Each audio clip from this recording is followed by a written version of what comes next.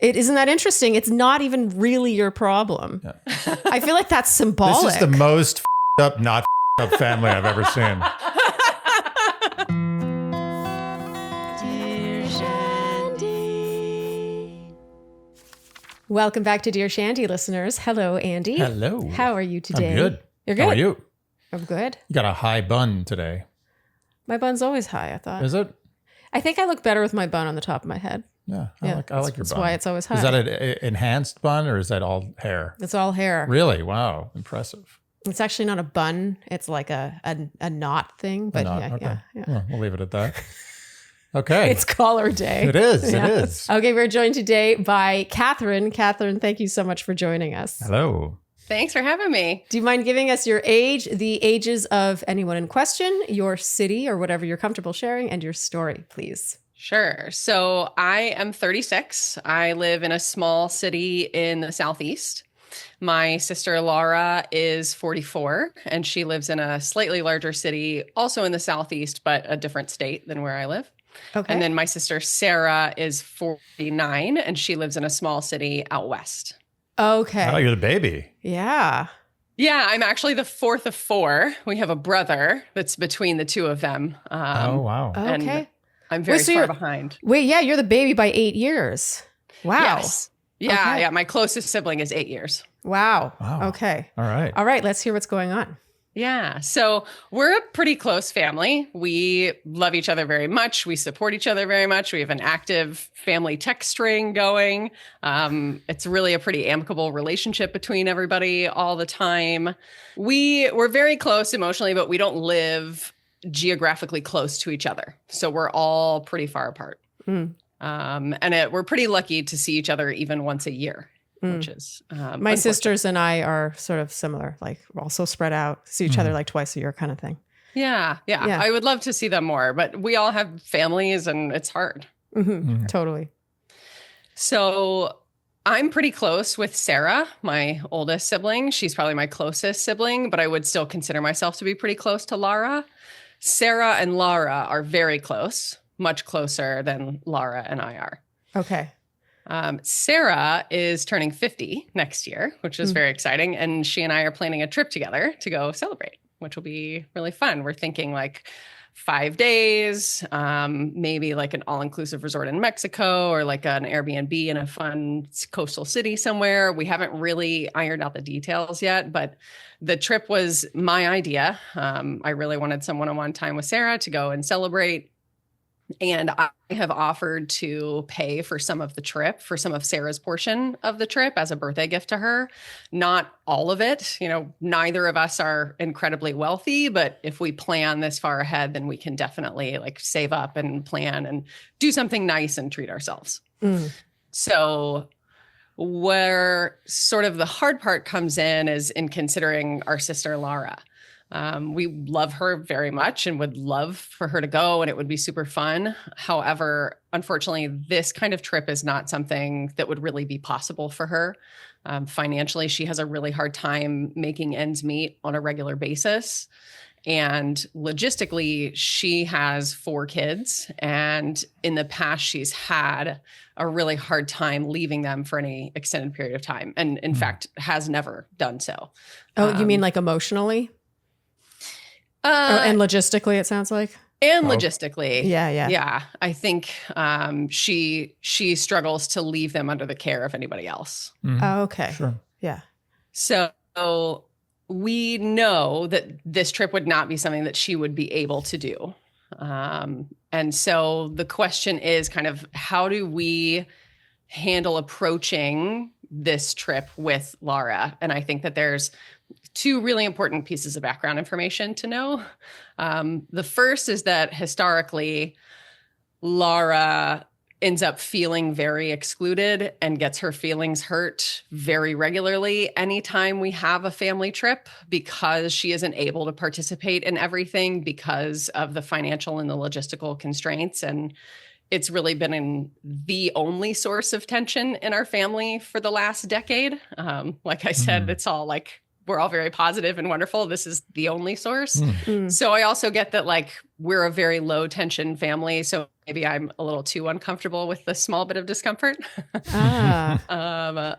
But the other part is the other important historical thing to know is that it has happened in the past where Lara has committed and said, hey, this is far enough in advance. I can definitely save up. I can coordinate the kids. Absolutely. And then she backs out at the last minute when it's too late to change plans. And then the siblings are all left to pick up her piece financially. And in the times that that's happened in the past, I've been willing to do that because it's been something really important for the whole family. But I'm not really willing or able to do that for this trip. So we pretty much know. Sorry. So let me understand. You and your soon to be 50-year-old sister, Sarah, are unable financially to pay for her share? Yeah, but I also don't think it's their responsibility. No, I'm not saying it would bankrupt you. I'm just saying, you're digging your heels in. Neither of you are like, we can't afford this. This is not in our budget. Well, we don't want to deal with this. Sorry. I know. I just feel like it's like, why should they pay for her? No, I'm not. I need to understand the facts. Yeah, okay. Okay. It is not an option for you and your soon-to-be Sarah, to pay for this trip. For the sister. So it's definitely not an option for me because I would be paying for my portion and some of Sarah's portion. Because I would be covering some of Sarah's portion, Sarah could, but Sarah has decided like I'm drawing the line because there has been enough of this for over a decade. And like, I'm not just going to shell out money for her to go on a trip too. So there's a little bit of that. Or much less shell out money because she committed to a trip and now that she's not even going on. Let me ask you this. Oh man, this is tough. I really want to understand this.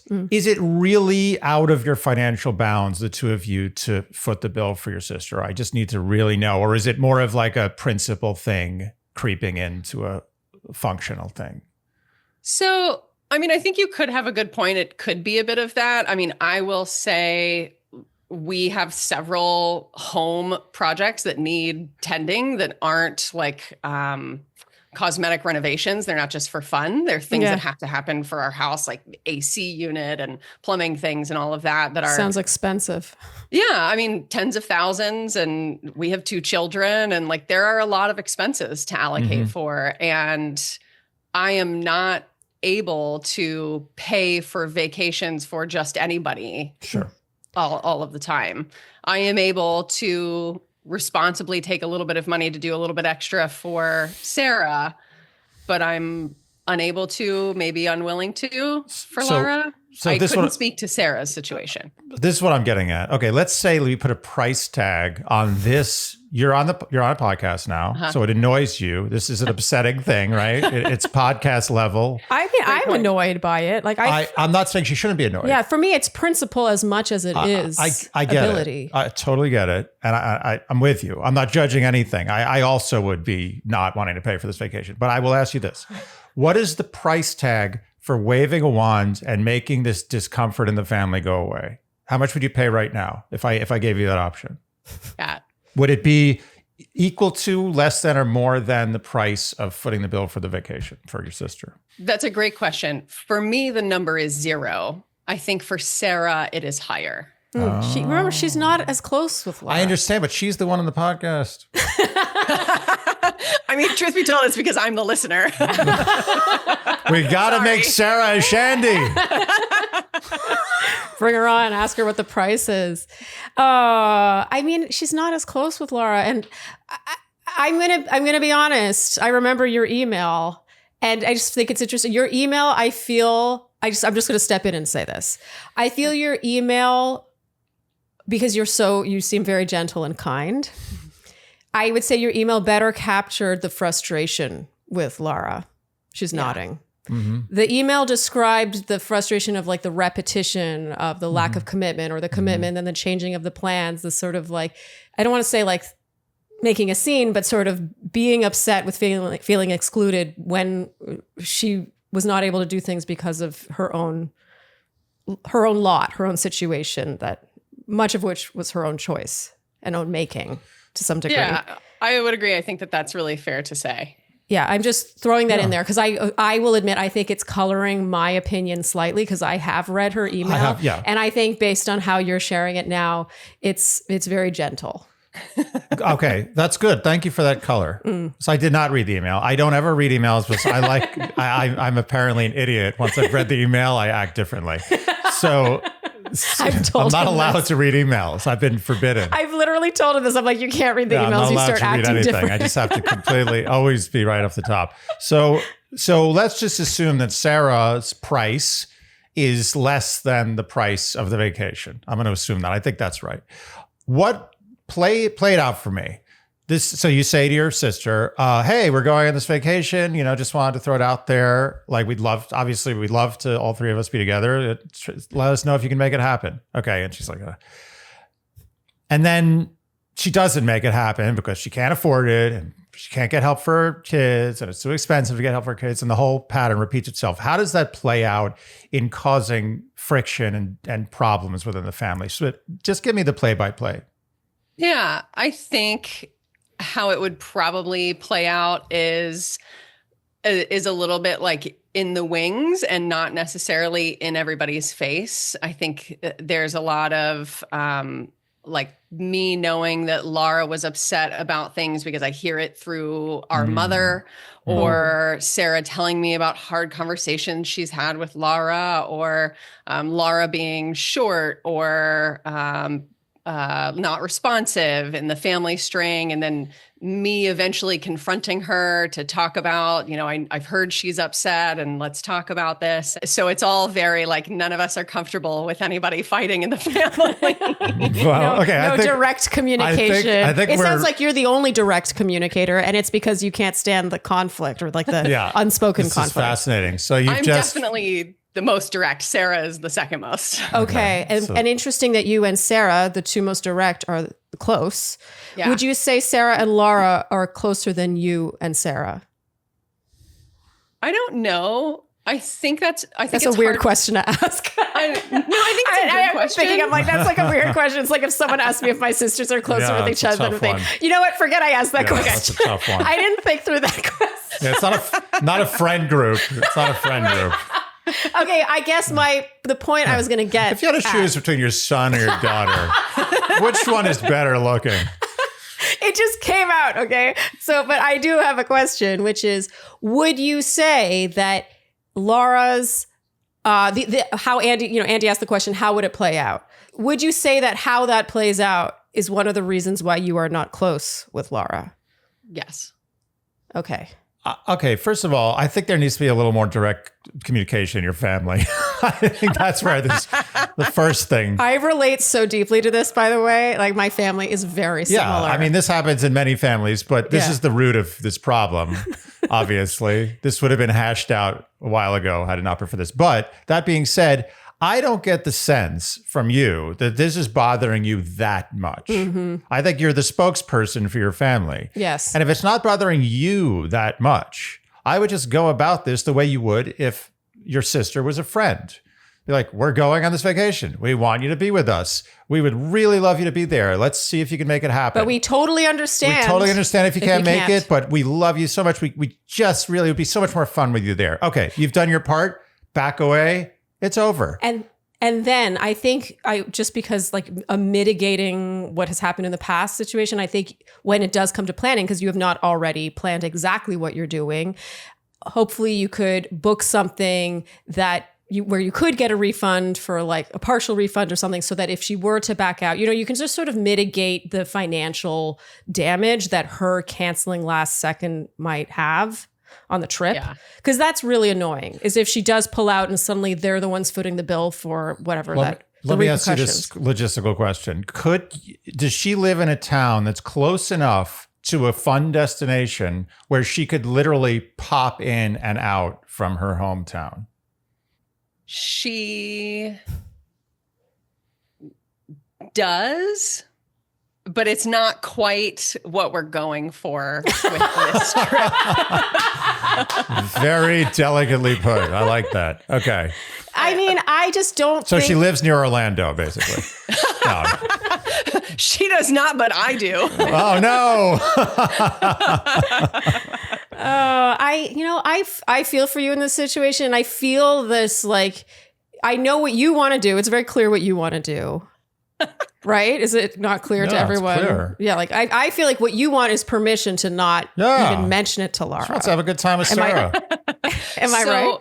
I honestly, what I have proposed to Sarah is that we approach the conversation like wrapped in curiosity and love with Laura. Like, we would love for you to come on this trip that we are thinking about doing. However, we understand that you may not be in a financial or logistical position to do that. Correct me if I'm wrong. Like, what do you think about this trip? And get her feedback from that. That originally, Sarah just wanted to straight up invite her and see what she would say. And I was like, I'm not going to do that, because that's not paying attention to the last decade plus of how things have been unfolding. And as you have noticed, like, I'm a very direct person, and I'm not going to pretend like the past hasn't happened. Sure. Yeah, well, you remember. Right. You remember what happened last time she was invited. Right. Yeah. And it ends up in a lot of hurt feelings for everybody. And I don't want Laura to feel left out and to feel excluded and to feel other. I would rather have a direct conversation where she knows that I care about how she feels and how this turns out for her, and that I hate that she can't just participate in all of these things in the way that she might want to. And I'm not willing to not do those things just because she can't. Yes, I completely. I'm so on the page that you are on. I just want you to know that. Totally. The one thing I'm wondering is if you wrapped it in maybe a little less love and wrap it in less love. No, wrapped it in less love and extreme consideration and want and honesty and like directness that you want, and wrapped it in a little bit more of a sort of like, oh, by the way, like, we're doing this thing, but you know, like, just like, if you want to know more, like, just sort of like kind of throw it out there almost like on the side, and make it less of an event that you are sharing with your sister, so that you did technically run it past her, but there's less weight on it, and it doesn't face her with having to like say, I can't do it. And then that makes her feel like she's really missing out on something. She feels a sense of loss. But then you do have to coordinate. You have to coordinate with Sarah and her mom to make sure everyone keeps the narrative going. I don't like those situations. Yeah, but I will say my mom doesn't know about the trip. Yet. Yeah, she doesn't know. Sarah and I are the only two talking about this right now. Look, why don't you guys elope? The secret trip. No pictures, no Instagram, no Facebook. Just go on the trip. It never happened. Enjoy yourselves. That's it. Why not? I definitely feel like that's an option. I think that might be the only option. It's not an option for Sarah. It's not. Oh. No, Sarah's not cool with See, it. this is why we have to have the person with the problem on the podcast. I'm sorry. Bullshit. I didn't even think about that. I'm really sorry. But what good information for you that it's very clear to us that you are the spokesperson. Isn't that interesting? It's not even really your problem. Yeah. I feel like that's symbolic. This is the most up, not up family I've ever seen. Andy looking so sleek. Yeah, you know it. Yes, in your black ribbed cashmere zip up. Look at you. Look at Andy right now. Yeah, this is my go-to now. You know, that sweater from Quince looks expensive, but what a deal. That sweater was $139.90. Seriously, if you had a little designer name brand in there, a little, that would easily be $400 or $500. And I know the things you look for on clothing that's made very cheaply. I've seen them. The bumps, the ridges, the improper fitting areas. Yes. The looseness where you want tightness, the tightness where you want looseness, the seams, the fabric that comes apart, the pilling. I know the things. No, and look at you, Andy. So knowledgeable. It's true. Quince partners with the factories directly and passes those savings on to you. So these really are pieces of like top tier quality and style, but without adding the markup of that designer name brand. And this is my latest Quince purchase. I got clogs that are a perfect dupe for slugs. For slugs. The Slug Tasman slipper, which cost, by the way, $125. This is a perfect dupe from Quince.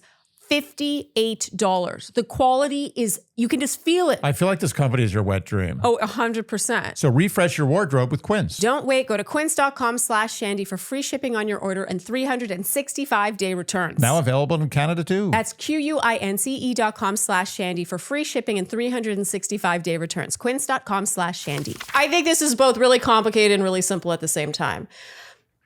I've given the example before in this podcast where sometimes I do think there's a type of personality where the more you, let's say, apologize for a minor transgression, the more they act like they were owed an apology. It's like, yeah, you did kind of screw me like that sort of thing. And I think there are a lot of personality types like that, where the more you thank someone for a favor, the more they're like, yeah, that's right, I did give you a big favor. Meanwhile, if you had just sort of just been like, oh yeah, thanks for that, they'd be like, you're welcome. So there's just a niggle I have about Lara, is that the bigger the event, the bigger a deal is made out of it, the bigger the thing is, the more of like talk, fuss, planning, budget, this, that, logistics, childcare, meals, like flights, the more there is to miss out on, the more she feels like she's missing out on it. And so I'm wondering if it could just be, as far as she's concerned, as far as the family is concerned, oh, just like a quick thing we did, I just wanted to blah, blah, blah. I got to, Yeah, but that's, again, you're just giving a slightly less extreme version of the secret getaway. With Sarah, is not going to be great about that. I am going for the loophole, which is that they are technically telling her about it. Yeah, so but Sarah doesn't want to be subversive. She wants to tell the truth. She wants to be honest with her sister. Are we going to keep talking about There Sarah? There can't be like gimmick strategies. You have to do the real thing here. I think I'm giving what I think applies here, given we are missing Sarah, who I'm sorry to say, you seem lovely, Catherine. Yeah. But you are not the most crucial part of this story. You're not really you're not important at all. I mean, I have to say, Sharleen, I think that is a great point, because I think we went from, hey, let's completely invite Lara and pretend like the past hasn't happened, to, hey, let's have a real serious one-on-one, heart-to-heart conversation. And I agree. I think that there's probably more of a middle ground that plays less into the drama and then therefore will generate less of the drama on the back end. Yes. No. But so much more eloquently put than I did. Yes, exactly. Yeah. Good job. That's why you got the fancy mic. Yeah. Not as fancy as yours. Can I ask you this question? What do you think your sister, Lara? I've been saying Laura. Is it Laura, or Laura? So Laura. It's Laura. We're from the South originally, and in the It's South Lara. we pronounce Laura, Lara. Oh, Lara. Okay, got it. Laura. I've been It's going like Laura. lawyer. Lawyer is lawyer. Lawyer. Okay. Laura. I wouldn't have guessed South. Laura. You really have no accent. Yeah, I know. That's None. a thing. Yeah, nothing. Okay, so back to my question. What do you think Laura would want to happen here? What's her ideal situation with this trip? It's a hard question to answer. It seems to me like I think Lara would prefer that she could wave a magic wand and that logistically this trip would work for her. Mm-hmm. Or she would maybe prefer that we not go. And I don't think that she prefers that in like she doesn't want us to have fun. I think she prefers that and she doesn't want to miss out on these things in life. That's But doesn't count. I have a question. Do you think she would want you and Sarah to foot the bill for her to be able to come? Like, would that make her comfortable? Yeah, would she? I'm very interested. If she has a multiple, okay, I she's didn't shaking get that her head. feeling. No, interesting. She would feel like she's a victim. Yeah, like she's a burden. Yeah. This is, in life, sometimes I think we all have to appreciate that certain people have made choices in their life and are living a certain lifestyle that doesn't match with the capabilities of someone else who's made different decisions. And I think that in sibling situations, oftentimes there's a very rich sibling and a very poor sibling. It happens all the time. Or there's a very social sibling and a very antisocial sibling. Like, these are things that they are not the burden of the person who is wealthier in whatever thing we're talking about to take on. I don't think it's your burden or Sarah's since burden. She's stressed that it's not like they're wealthy either. It's not like they're just. Yeah, but I'm making an extreme example. Yeah, I know. I'm just saying that you have the ability. I'm not saying you're wealthy. I'm just saying that I'm trying to make an extreme example to make a point. Yeah. But if you have the ability to go on this trip and she doesn't, because she has 4 kids, that's the primary reason, let's be honest, then that's just the way life is. Like it's not your responsibility to make sure that your sister can come on every fun thing you do just because you have more resources, so to speak. And I think that your sister has to recognize that. The fact that you even would say, and I know you caveat it by saying, oh, but she doesn't want us to not have fun. She just wants to be a part. She doesn't want to miss out. She just wants it to not exist. Yeah. Like what is that? That's crazy. Imagine a mother saying that to her child. Like, I don't really want my child leaving the house and having a good time because I wouldn't be there. It's gotta be right in here. I gotta see it happening. I just find it so interesting too, that the first scenario you thought of that you thought she would want was the waving of a magic wand. Like even that feels like kind of symbolic as to like how she just wants it to go away. She wants the problem to go away, for it to not exist, for the fun to not be had without her. That it just feels like it's not grounded in reality. Oftentimes, like I think in family situations, the family member inadvertently or verdantly makes, we went over this last, that's not a word, but I wanted to make it a word, makes themselves a victim, makes themselves a responsibility. And then the rest of the family feels this never-ending guilt of like, oh, we have to make sure that she's okay or he's okay, or we have to like foot the bill, or we have to make sure they get out of the house or something. And that's not a good dynamic. It's not fair for her to do that to you. And it's not right for both of you to have to be constantly thinking about her needs. What she should accept is the fact that she's in a situation where she's just not able to do certain things. She made some choices. She's able to have a beautiful, huge family.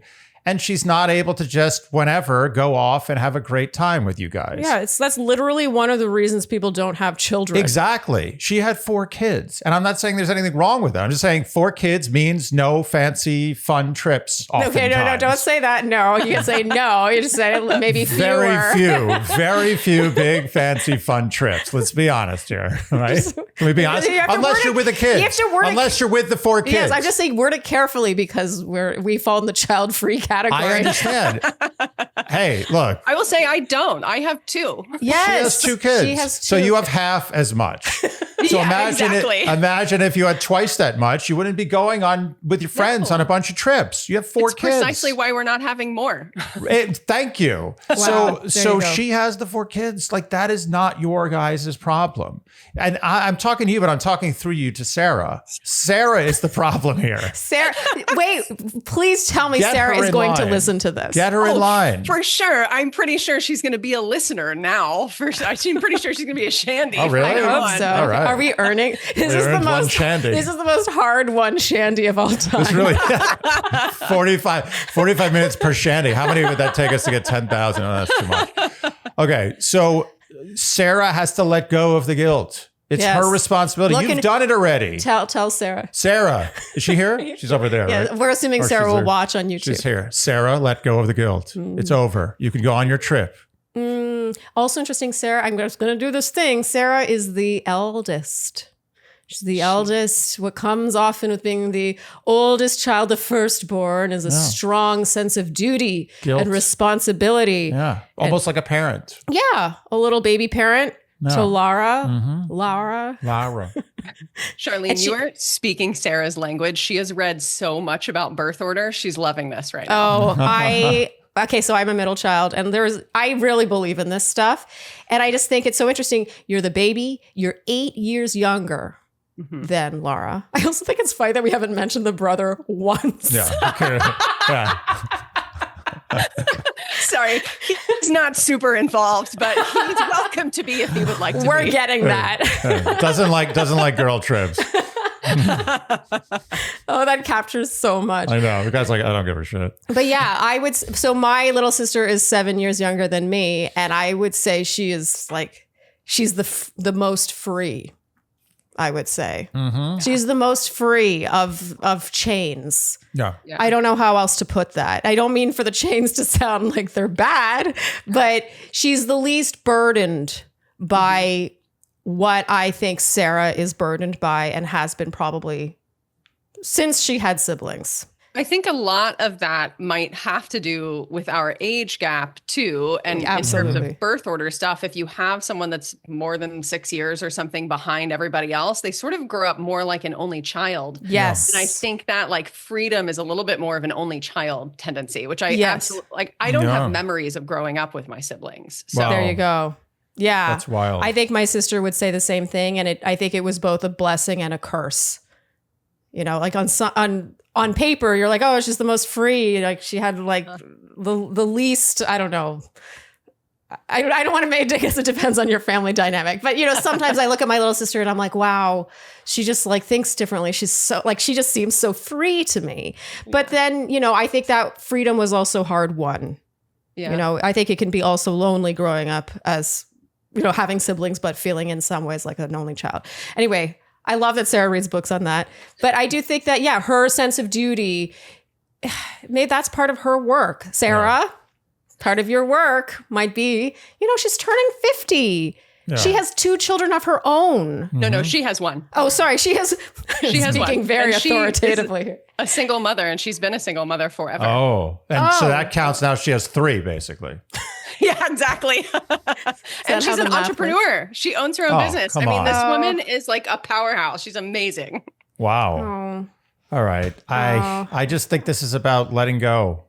The conflict's going to be there no matter what. I think what you're talking about applies also to, I think it's really sticky with family, but it also applies to friendship groups. You know, there comes a point in life where you start to see people making more money, making less money, and buying homes and not being able to buy homes, and going on trips and not being able to go on trips.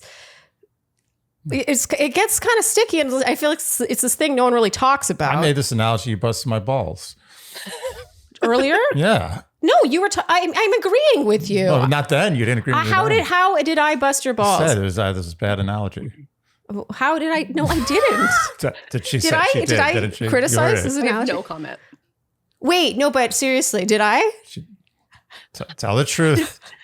To be honest, I'm not sure. It's because I didn't. All right, we'll move on. All I'm saying is that I agree with you. Oh, good. And I just think it's sticky, it's awkward, it's like reality. It is. No, it is. Right. It really is.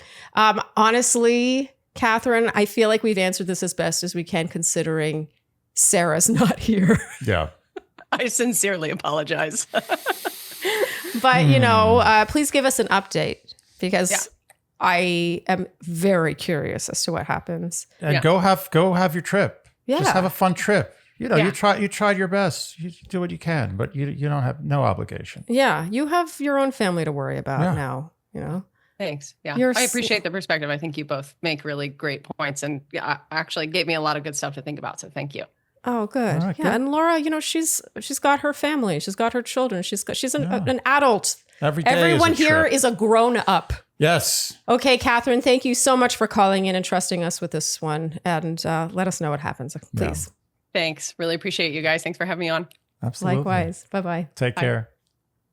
All right. Okay, I loved that one. Yeah, that was great. That one was so like sticky and a lot to kind of sink your teeth into with that one. Money dynamics, sibling dynamics. Yeah. There are some personality dynamics there too. Communication dynamics. Like I know we're hearing it from Catherine, but I did relate to her and the way she described Laura, like, and maybe it's too harsh, but she's like, I wonder if she would prefer that we didn't go on the trip. I'm sure she would never say that. The fact that she's willing to say those words means there's some truth there. And once she said that, I was solidly in the camp of go do your trip, not your problem. I have a hypersensitivity to being guilt tripped for things that, for nice things I do for myself that I earned. 100%. If I work hard to earn the money to be able to go on a vacation, I don't want to be given a hard time because someone else cannot go. Yes, I agree. That I made a series of choices, and I know there's a lot of luck too, but we all make choices in life and we cannot live all the lives. We cannot go to all the continents and go on all the trips and experience a child-free life and a child-full life. There's a million. No, I mean, it's infinity. All the options are infinity of what you can't complain and about everything you don't get. Yeah. And it sounds like Laura gets plenty. There's been so many trips I can think of in my past, I'm sure yours, where you're like, oh, that would have been fun. I really like to go to that, but that sounds unbelievably expensive and I can't get out of work and I got to be here. You can't do it. Yeah. You're not asking for handouts. You don't want handouts. People don't want handouts. They really don't. Well, yeah. And she said too, like I was like, do you think Laura would want you to pay for her trip? And she was like, no. So it sounds like Laura is actually maybe upset with her own set of circumstances, but she also has a big, beautiful family. Laura she wants it all. Yes. She wants to be able to have the fun trips with the girls and she wants the big family. Yeah. Well, unfortunately, they often don't what's the Venn diagram? They don't get, what's the middle of intersect? I guess, but there's a word. Venn. Just Venn. Middle of the Venn. Uh-huh.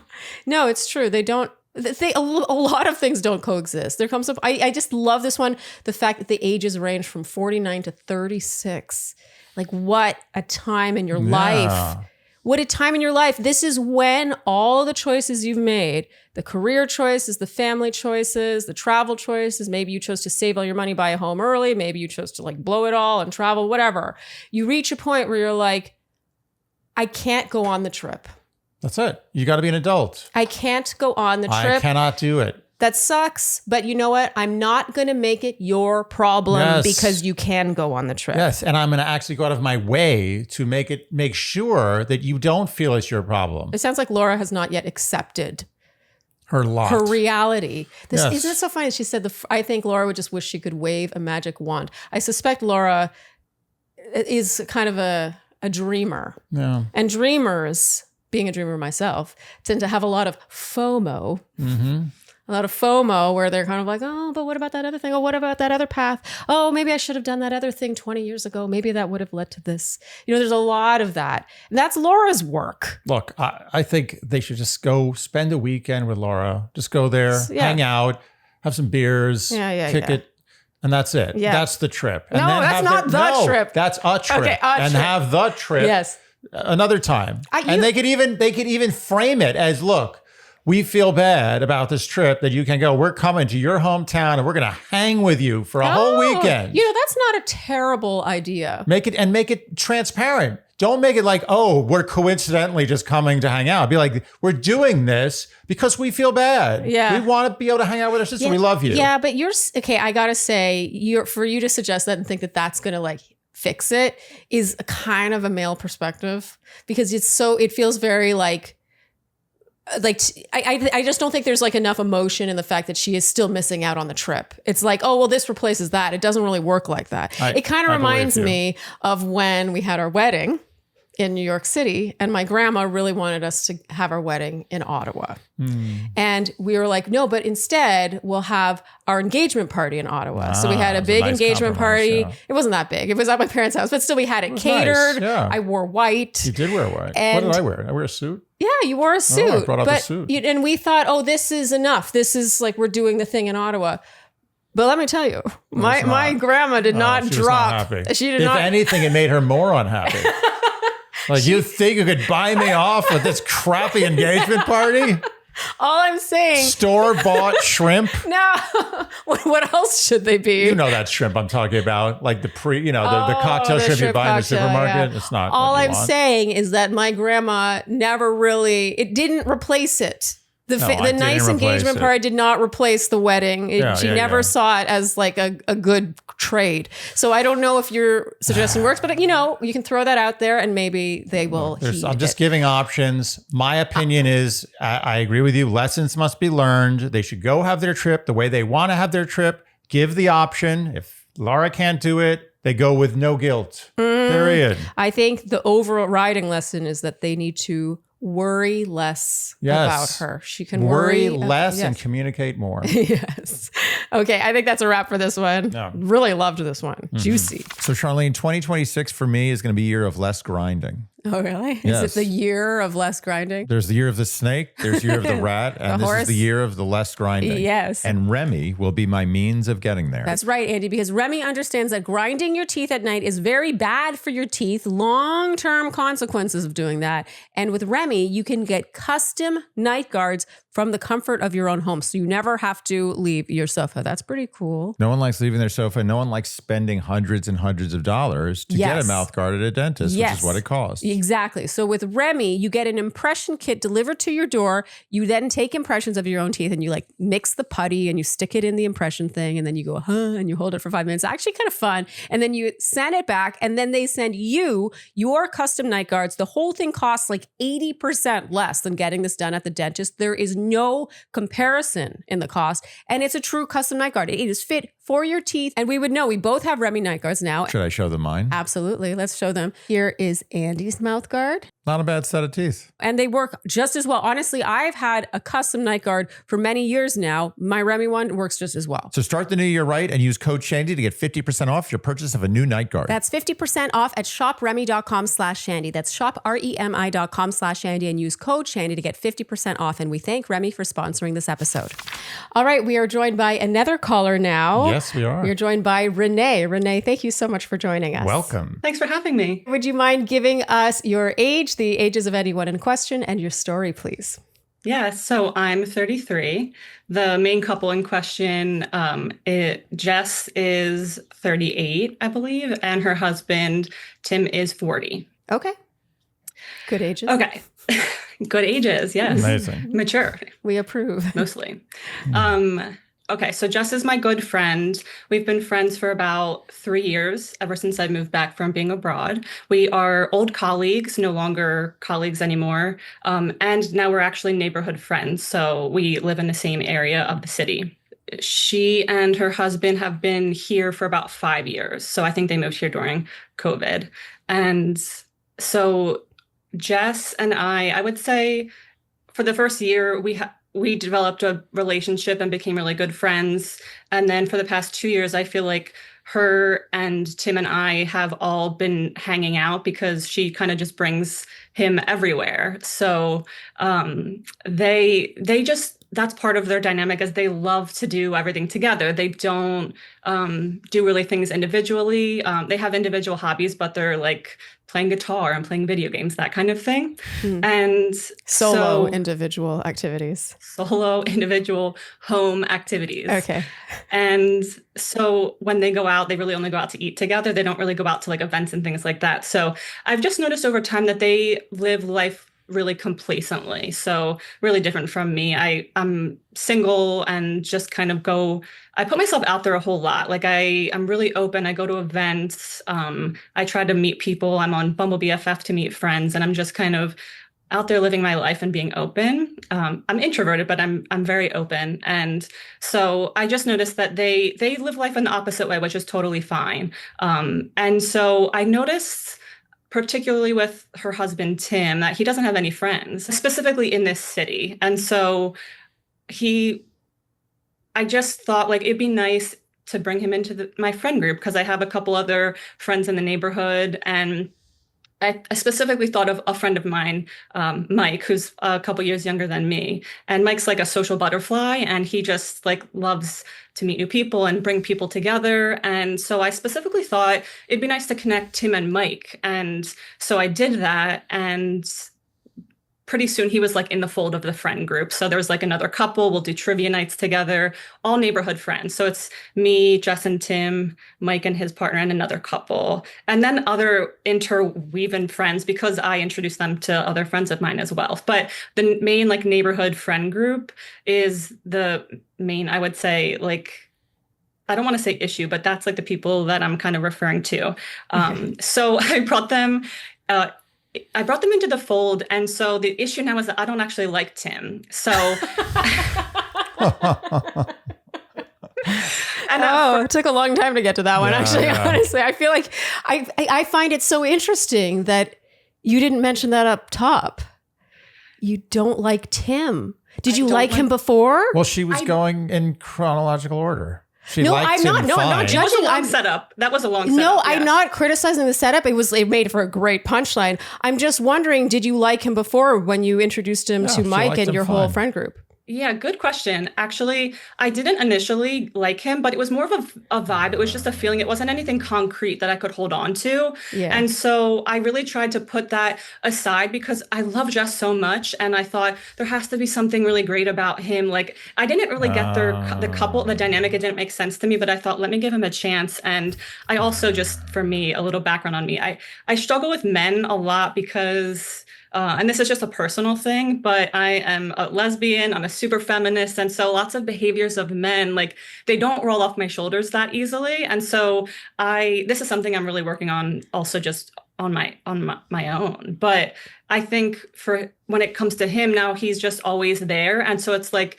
I can't unsee the things that I've noticed now. Do you want me to get into some specifics of the reasons that I don't like him? Yeah, I mean, I feel like I could guess like the vicinity, but yeah, I'd like to hear what the examples are. There's a couple that stick out, but only because I think that they feel like underlying like we don't have the same values. And so there's a couple that are sticking out to me. One is he's always fact checking me with ChatGPT recently. And I don't know if it's to prove me wrong or if it's because he loves to have the right answer and he needs it immediately. But that's been just like a pattern that's getting to me over time. And also we were getting into a friendly debate with a larger group about should we be friendly to our chat bots, like our AI bots.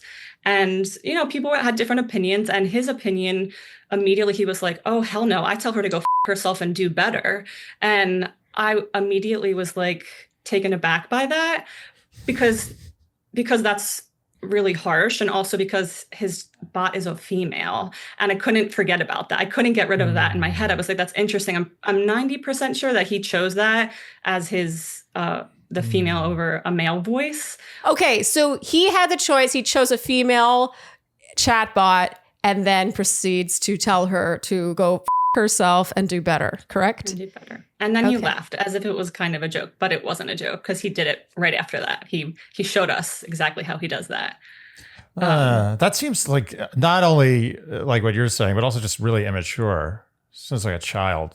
Yeah, I have to admit, whenever even maybe I'm just like uber sensitive, but when people even talk back to Siri or their various things, like really like tell them like nasty stuff, I'm like, why would you do that? Even if they're not real, why would you do that? But I feel like that's the kind of person that like might hurt animals or something. I think it's okay to have done that in the early stages just to experiment to see what the response is, just out of curiosity. Yeah. But to like brag to a group of people, like, look how tough I am with my chatbot. Yeah, you're so that's tough. a little So questionable. Yeah, I think it's interesting that he does choose that tone and that aggression, and I think it sort of just speaks to his maybe air of superiority. So he's not super nice to wait staff, and he's really critical and negative, and that's sort of just the veil that he looks at life through is just like overly critical. So anyway, I feel like all this to say, we just don't really align in so many ways. And so he would not be someone that I'd be friends with. I'm super particular and like intentional about the type of friend that I let into my life. And so I wouldn't really by choice choose him as a friend, but I love his wife so much. And she's so gentle and supportive, and she's a really good friend. And so I think my issue now is that they're so interwoven that I feel like the easy solution would be I just don't see them as much. Maybe I ask for one-on-one time with Jess, and I just kind of turn down invitations to go, to hang out with them as a couple. But now there's a couple text groups that they're in with my friends, which is so nice. Like, my friends are so welcoming. How lovely is that they are just like welcomed my friends into their group. But now he's in there. Oh, no. And it's tension. And I feel like she's sort of starting to notice that we're butting heads. And my ultimate fear, I guess, is that I lose her as a friend, and she has so much overlap with other people. It feels like I could lose a lot of friends at one time. Like, if I just I can't like let it go. I feel like I haven't talked about it to anybody in the group. I don't even know if it's something I can bring up to Jess or have a conversation about how I would even do that. But I don't want to cause drama. I don't want to pit friends against other friends in the group. So I feel like it's a tricky situation, and it's my fault, and it's only my problem because other people aren't having the same reaction that I'm having. So it's definitely like a personal problem. Okay, that was my next question. Is he butting heads with anybody else, or is it mainly you? It's mainly me. I spend the most time with them, I would say, by far, by like a long shot. We every Friday we'll hang out and watch baseball game. They'll invite me to their roof, and it's just us three. He's a little more tolerable in like a group setting. Tolerable. And so, yeah, I think it's just it's a personal problem. And I think it's something, I feel like I need to do something with these emotions because they're not going away, and it's getting kind of, even benign things will make me feel like really frustrated. Okay. So the question distilled down is, can I hit backspace on inviting him into the friend group? Exactly. That's always the dream, isn't it? You got yourself into a real pickle, Renee. Yes. I love that you can own that it's your doing. Because I think we've all have had some version of this, to be honest. And you do want to take it back. You want to hit backspace and be like, why did I have to be that charitable? And now I'm paying for it. Well, also, you would have expected your friends to have the same reaction. Aren't you disappointed that your friends don't dislike him as much as you? I am a little bit disappointed but it's not like I brought this up many times. I think maybe if I brought up all of the things at one time, they'd be like, yeah, I totally see what you're seeing. Yeah, I mean, a part of me, yes, is a little bit, intrigued that they don't see the things that I'm seeing, because I don't think that I don't think I'm being like, what is the word? Too critical of him. Yeah, confrontational or too critical of him. I think I've really tried to not be, in fact, but I think also I'm resentful now of him and Jess in a little bit of a way, because I put all this effort into making friends and putting myself out there, and they did no work. They don't do any work to put themselves out there and make friends. And now they have all of these friends because of me. So I think you got two things working here. Yeah. You've got that we've talked about on the podcast several times about introducing friends to other friends. They become friends, and then you're kind of, whether it's voluntarily or involuntarily, separated. And then you're like, wait a minute. They start hanging out without you, without even telling you. And suddenly you're like, wait a minute. And I remember, I'll link here the episode we did on platonic friendships. I remember when we did ask Marissa G. Franco. Oh my God. Nice. Marissa G. Franco. I asked her about this specific dynamic, and she was like, she focused more on how, like, maybe you can ask yourself next time if you need to introduce your friends to each other. And I was like, that's not the answer I wanted. I wanted some Band-Aid to fix what had happened, what I had done. But the gist was you have learned the lesson to maybe not do that next time. I unfortunately don't know if there is a fun solution to your situation, Renee. I think it's interesting that at the top you talked about how you admitted you have a hard time letting things roll off your back. And I can see how the examples that you're talking about are off-putting, especially the waitstaff one, by the way. I feel like that's particularly annoying. Someone who's rude to waitstaff I'm sorry, they're on my shit list for life. I agree. It says something about a person. And I can imagine this guy. He just sounds entitled and just sort of like, he's a wrecking ball through life, and everyone else has to looks forward to situations where some service person is captive to him. Yeah. And he can treat them badly. To a situation where maybe you had a fun fact and he's like, no, I'm going to pull up my phone and tell you why you're wrong. It's like, oh, that's so why? annoying. Like, why is that necessary? You can't do that. Like, he thinks he's brave, but he's not. But I do think that the exercise here is for you to let it bother you less, because it can start to become a thing that you write into a podcast about. Like, I know exactly where you are. I know where you are right now, where you're just like, you just want to stop hanging out with the person, frankly. But I don't think you deserve to see your friends less because your friend's husband is annoying. So I'm wondering if there's a way for you to see your friends and to just spend less time with him specifically in those friend groups, and then just tolerate him in his more tolerable state when it's just you, Jess, and him. Yeah. And also, I wonder if it might be a bit of a release for you when he does really bother you, something really does grind your gears, and you just can't let it go. If you just actually confronted him with it and then got that release, just if you could see what actually happens, I wonder if he would actually continue to be all bark. If he would bite instead of being all bark, if that makes sense. Yeah. Maybe you should call him out on his bad behavior. Yeah. And like, it maybe in a humorous way, just like bust his balls. I think, he needs to be kind of teased, like Yeah, mocked. I agree. Mock Almost. him mercilessly. Mercilessly. I already know Andy in this situation would probably take on someone like him. I feel like you would mock someone like him. Yeah. Well, it'd be so annoying to me. Yeah. I wouldn't do that in the first place. I'm better than you. But yeah, once you've done that, seller beware, the genie's out of the bottle. There's nothing you can do about it. Mm-hmm. What you can do is this. As Sharleen said, 100%, you need to, unfortunately, take the bullet and try to make this bother you less or diffuse it by making fun of him. See him as the teacher that he is for you. He's teaching you a lot about yourself, what bothers you. You're an adult and your time is really valuable to you. So if you feel that your time with him, when it is with your Jess or your other friends, is time that you don't feel great about and you don't feel better about life after you've done that time, then you unfortunately may have to reduce that time. And your other option is to simply tell Jess, like, hey, I really want to hang one-on-one. I just want it to be girls, and that's it. And make it clear. You don't even have to be, deceptive or, like it doesn't have to be an enigma. Just be like, listen, I just miss you. I want to hang out with you. I want girl time. Yeah. Or with your other friends. I want to hang out with you guys. Just us two or us three. Start like segmenting it, make it clear. And, I'll tell you something else. I think you have good taste in annoying people, meaning taste for it. You have a taste to understand what annoying people are. Yeah. We think that we would also be annoyed by this person. You have a good, I sense you have a good annoying radar on you.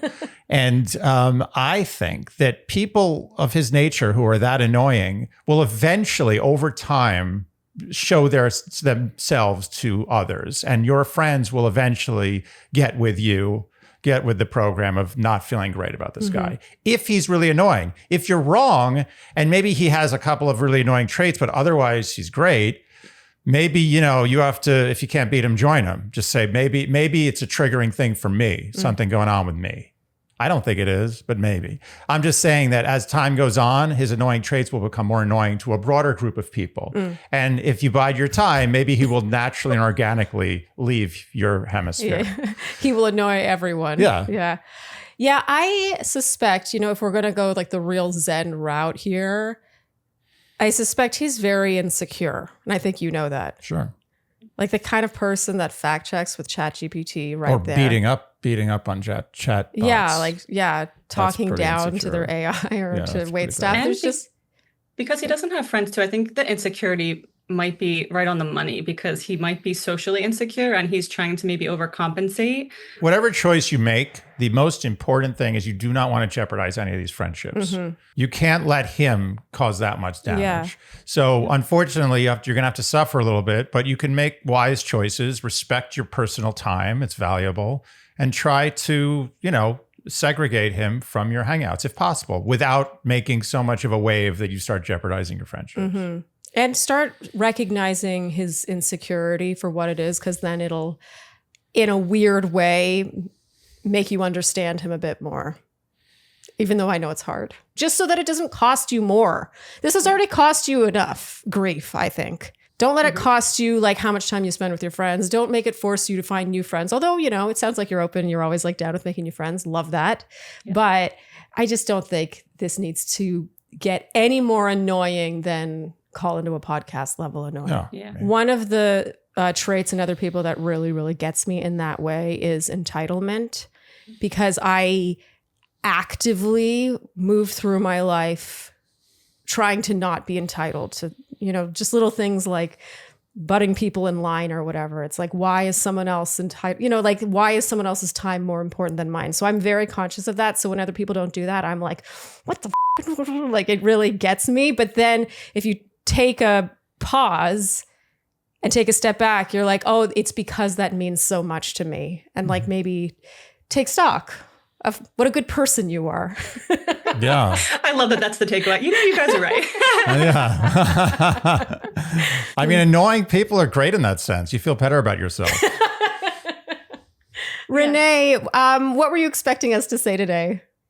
I think this was it because I think I had thought through so many ways that I could go and really none of them were good. So it was more just solidifying that there's not like an action to take, but I think that helped me put it in perspective a little bit and that I don't want to cause more damage. I think that's my main takeaway is I don't really want I don't want this to cause more damage with my friend group because I have great friends and I want to keep them. So. Yeah. Mm-hmm. I would say final thought is that it's not personal. It does not sound like I feel like you're taking some of it personally because of your values, but I don't think it's personal. For what it's worth, I don't think this guy's thinking about you almost at all, which is great. Yeah. It's great. You know what I mean? Yeah. Yeah, that means so it has true. nothing to do with you. Mm-hmm. That's good. I like that too. Yeah. Thank you so much for your advice. I appreciate it. Oh, thank you Sure. so much. Thanks for calling in. And Thank give you. us an update. We want to know Yeah, what we wanna happened. know. I will. I'll be If sure to give an anything. update. Okay. Thank you so much, Renee. Oh, also, I'm getting yeah. a dog tomorrow, and I just had to tell you because I know you guys are obsessed with Ruby, and I'm getting a brand new Labradoodle puppy, so I pick her up tomorrow. Do you have I a can't picture? wait. Yeah, show us a You have a photo, can picture? you? I do have a picture. Oh. You just happen Do to I have have it. a picture? Oh. Oh my God, is that real? That looks like Is that a stock image or is that your actual dog? it's too cute. I don't even understand how that's real. Yeah. If I ever come up to New York, we can have a little play date. Oh, puppy play date. Love it. Well, firstly, Ruby's very antisocial. Yeah, she But I will say she's super she thinks antisocial. she's too good for dogs. Yeah, she And looks at might other be. dogs like, Yeah, it's like, oh, animal. Entitled. yeah. Yeah, super entitled. Yeah. And yeah, she's a little snob, isn't she? Yeah. Anyway, Renee, thank you so much for calling in and good luck. Good luck and Thank you. enjoy your puppy. Thanks. Bye. Bye. Bye. I felt that one. Yeah. I felt that one in my bones. The irritation. You can almost chew on it Ooh, when those someone's texts, that annoying. those group texts, and you're like, oh, why did I do that? Yeah, and when he's like, no, you're wrong about that. And he pulls out an app that anyone can pull up. It's like as though You can't do that. It's- You're not allowed to you're not just allowed to suddenly fact- become God. No, you have to know it or you don't know it. Or maybe if someone says something that's complete, like it sounds like complete horseshit. You're Yeah. like, wait a minute. Well, let me fact check yes, that. yes, but even that has to be like Yeah. once a year. And it's got to be, it's got to be outlandish. He sounds like he's a know-it-all, but he doesn't actually know it. He just uses his It's phone. the worst. It's the worst. It sounds annoying. it's so But much- I will say, Huh? okay, I will say that I have to lay some blame on Renee. The seed was planted. She's the farmer of irritability. Yeah, and it really was a double whammy. Like we focused more on what she should do and, moving forward, be bothered by it less, that stuff, which is, so much easier said than done. Like sometimes I feel like that answer sounds a little trite, but it really is the answer, to be honest. But I felt her on the frustration that she actively puts herself out there and that this entire friend group just fell in their laps. Yeah. But really, she's mad at herself. She's mad at herself. She's mad at herself. And she gets a little needling reminder every single time he's around. Yes, this is her punishment. If he just happened to do this on his own, Yeah. like if this happened organically without her being involved at all, It would bother she'd her- be way less annoyed. honestly, it would be like 25% the 100%. annoyance. Yes, she'd be like, Well, I think but she that's wouldn't be. Yeah, I think one of the reasons why it has escalated to is because it is directed at herself. The people we lash out the most at, the people we punish the most are ourselves for Yes. making bad decisions. Yes. Always. Yes. And that's why I think you're right. And I bet you anything she's not being acknowledged for it. Oh, zero chance. There's a 0% chance she's getting any kind of acknowledgement. Like, Renee, you know what? We now have friends in this city. Yeah. And it's thanks to you. Oh, that really no, means a lot. no, Thanks for no, that. no, That no. is so not happening. Zero. Yeah. So I think she's just got to focus on what's good here, Yeah. which is that she loves Jess. She loves her friends. And Jess happens to be married to a guy she finds annoying. And ultimately, he's showing her what about herself she both doesn't like and likes. I mean, it's like if someone moves in next door to you and they suck. Like, What'd you lucky do? for you, there are walls between you and them. You're going to see them. Yeah. They're going to be part of your life. Yeah. But there's a wall there, and you can, keep that wall there as much as possible. Yeah. And honestly, as someone who's been married for a long time to a man, this has never happened to me. But if a girlfriend ever said to me, oh, can we hang out just us two? Or can it just be a girls' night? I would never in a million years take offense to that. No, as a matter of fact, you would feel so honored. You're like, Yeah. wow, you want my undivided. Yeah. I love that. I would be like, oh my God, like I feel really special right now. If anything, I would be like, oh my God, have I been bringing Andy around too much? No, and you know what? I'll tell you something. The person who would get annoyed by that or offended by that Yes. or somehow question it is the person who already knows that their husband sucks. Going deep there, Andy. I'm saying, it's true. Yeah. Anyway, highly relatable. Age-old problem, I'd say. Absolutely. Okay, Andy, I think that's a wrap for this one. All right. If you enjoyed what you heard today, you know what we will ask of you, and that is to like, subscribe, hit the notification bell, follow us on Instagram, and TikTok, leave us Apple and Spotify, podcast ratings and reviews. Tell your friends, and generally do all the things you would do to support a podcast you enjoy. Thank you so much for tuning in, and we'll see you next time on Dear Shandy. Bye-bye.